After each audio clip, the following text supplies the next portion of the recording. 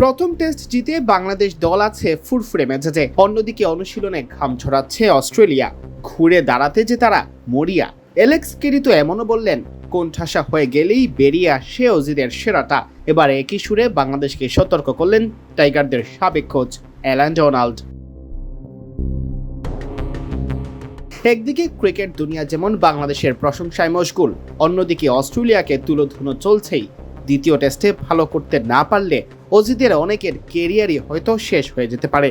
এ কারণে অস্ট্রেলিয়া এবার সর্বশক্তি দিয়ে বাংলাদেশকে দুমড়ে মুচড়ে দিতে চায়।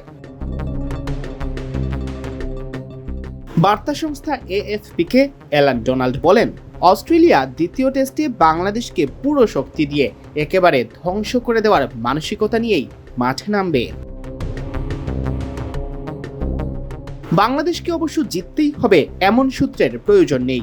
মেকাই টেস্ট ড্র করলেও ট্রফি নিয়ে দেশে ফেরা যাবে। 1-0 ব্যবধানে যে এগিয়েই আছে টাইগাররা। ডোনাল্ড সে কথার সুতো ধরে বললেন, 2 ম্যাচের সিরিজে অনেক সময় বলা সহজ, সিরিজ হারার তো আর সুযোগ নেই। এরপর রক্ষণাত্মক হয়ে ভাবা, ম্যাচটা ড্র করতে পারলেই আমাদের কাজ হয়ে গেছে। তবে বাংলাদেশ প্রস্তুতি ম্যাচে 54 রানে অল আউট হওয়ার পর যেভাবে ঘুরে দাঁড়িয়েছে, তাতে দ্বিতীয় টেস্টেও শান্ত মিরাজরা জয়ের জন্য খেলবেন বলেই মনে হচ্ছে তার।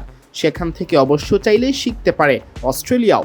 তিনি বলেন, কিন্তু আগের ম্যাচে 54 রানে অল আউট হওয়ার পর মানসিকভাবে কিছুটা ধাক্কা খাওয়া স্বাভাবিক। তবে বাংলাদেশের সেই ঘুরে দাঁড়ানোর প্রক্রিয়াটা ছিল অসাধারণ।